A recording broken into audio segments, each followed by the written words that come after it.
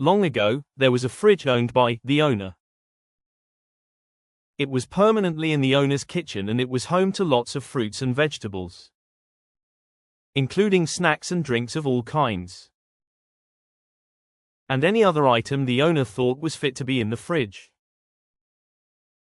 These fruits, vegetables and other items in the fridge all fought for their right to be in there for a long time.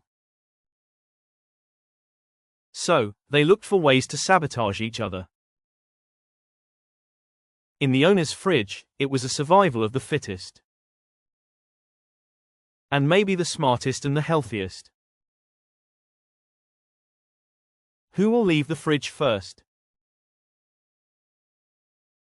And who will be the newest member? Subscribe to see. The fridge is officially open.